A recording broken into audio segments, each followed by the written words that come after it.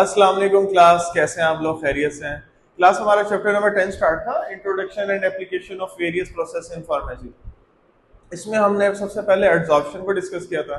अच्छा, आज जो हमारे पास टॉपिक है वो है हमारे पास सेंट्रीफ्यूगेशन। सेंट्रीफ्यूगेशन में हमने कल डिस्कस किया था कि हायर मॉलिक्यूल्स और लोअर मॉलिक्यूल्स उनको सेपरेट कर लेंगे, यानी कि उसमें फैट सोल्यूबल है, इनसोल्यूबल कंपोनेंट्स हैं, वो सारे सेपरेट कर दिए जाते हैं किसकी मदद से? सेंट्रीफ्यूगल फोर्स की मदद से। ये एक रफली आइडिया मैं आपको बता रहा हूँ। अच्छा, अब हमारे पास है एप्लीकेशन, क्योंकि हम कभी भी कोई टॉपिक पढ़ते हैं तो हम हमेशा या कोई भी चीज लेते हैं तो हम उसमें ये लाजमी देखते हैं कि भाई इसके हमें फायदे क्या होंगे, इसकी क्या एप्लीकेशन है, या इसकी क्या इंपॉर्टेंस है, या इसके क्या यूजेस हैं। सो हम उसके कुछ यूजेस देख लेते हैं सेंट्रीफ्यूगेशन के, कि इसका जो है हमारे पास फार्मास्यूटिक्स के अंदर क्या रोल आ रहा है सेंट्रीफ्यूगेशन। सबसे पहले तो ये है सेपरेशन सॉलिड फ्रॉम लिक्विड, यानी कि बाय सेंट्रीफ्यूगल फोर्स। ठीक है, आपने सेपरेट कर लेना सॉलिड को लिक्विड में से, लिक्विड को लिक्विड में से, या फिर लिक्विड को सॉलिड में से आपने इनको सेपरेट कर लेना। अब इसमें सॉलिड्स भी हैं, सेमी सॉलिड सॉल्यूशंस भी हैं, ये आपने सेपरेशन के लिए यूज करना, क्योंकि आप बेसिकली सेंट्रीपिटल फोर्स जो है वो सेपरेशन के लिए कर रहे हैं ताकि आपको दोनों मिक्सचर्स के बारे में अंडरस्टैंडिंग इजी हो सके। अच्छा, नेक्स्ट हमारे पास इसका है, देखें, एक तो हो गया हमारा ये उसमें सिरप सस्पेंशन इन चीजों में आ गया। दूसरा हमारे पास जो मेडिकल यूज हो गया, डेली लाइफ का यूज है, वो ये है कि हम क्या कर रहे हैं, removing fats from milk to produce skimmed milk. अब स्किम्ड मिल्क क्या होता है? सबसे पहले तो इस चीज को अंडरस्टैंड करना जरूरी है।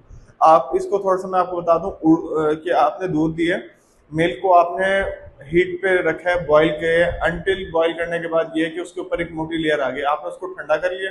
ठंडा करने के बाद जो उसके ऊपर की लेयर थी करीम, उसको आपने साइड पे कर लिया। ठीक है, जो अब आपका दूध है वो क्या हो गया, उसकी आपने जो फैट्स थी, वो चिकनाई वगैरह जो थी, वो सारी आपने रिमूव कर दी। तो वो अब आपके पास क्या मिल्क आ गया?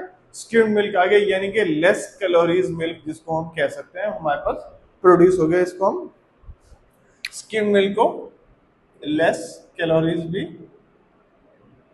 कह सकते हैं। ठीक है, अच्छा, इसके अलावा अब हमारे पास मेडिकली यूज क्या है, इसने बता दिया कि लैब्स में हमारे पास इसका यूज क्या है, सेपरेशन ऑफ यूरिन कंपोनेंट्स है।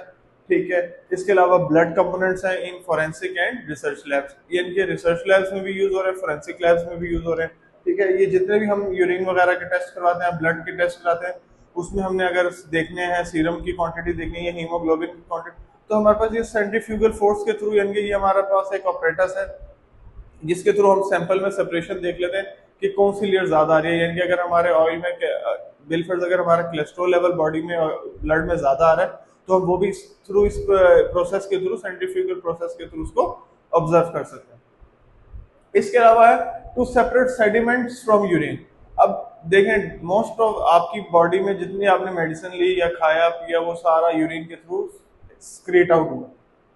तो यूरिन टेस्ट के थ्रू भी हमें पता चल जाता है कि हमारी बॉडी ने कितना एक एब्जॉर्ब कर लिया और कितना एब्जॉर्ब नहीं किया। जैसे शुगर टेस्ट है, शुगर के लिए अगर किसी बंदे को ये देखना है कि वो प्री डायबिटिक है या वो डायबिटिक की तरफ जा रहा है, तो हम उसको सबसे पहले यूरिन टेस्ट करा लेते हैं। यूरिन टेस्ट से भी हमें आइडिया हो जाता है कि भाई शुगर जो है उसकी बॉडी ने डिजोल्व की या शुगर उसके यूरिन के थ्रू बाहर आ गई। तो सेपरेट सेडिमेंटेशन फ्रॉम यूरिन इसमें भी हम देख सकते हैं, इस टेस्ट में भी।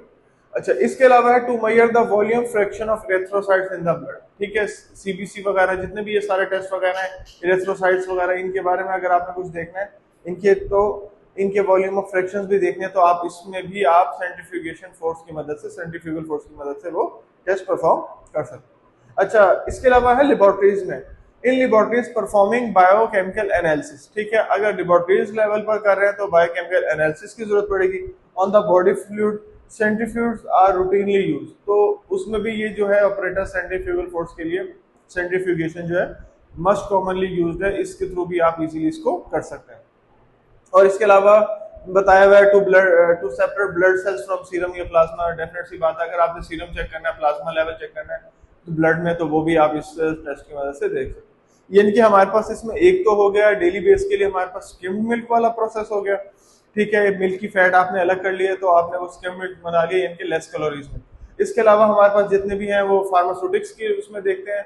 सब्जेक्ट से रेलिवेंट तो हमारे पास सॉलिड, लिक्विड, लिक्विड और लिक्विड से सॉलिड्स, इनकी सेपरेशन को हम सेपरेट कर देते हैं। और अगर हम लैब की उसमें जाते हैं तो लैब में हमारे पास फॉरेंसिक लैब है, हमारे पास जितने भी ब्लड टेस्ट वगैरह हैं, बायोकेमिकल टेस्ट है, ठीक है, सीरम के टेस्ट है, इसमें यूज कर सकते हैं, या फिर लैब टेस्ट में ही आ जाते हैं ये यूरिन टेस्ट वगैरह हैं, जितने भी यूरिन सैंपल लेते हैं उसमें भी इस टेस्ट को परफॉर्म किया जाता है। तो ये क्लास ये कुछ एप्लीकेशन थी, इनको मैंने 3 हिस्सों में भी आपको डिवाइड कर दिया, तो उम्मीद है इंशाल्लाह ये आपको अच्छे से तैयार हो गया होगा। Thank you so much class.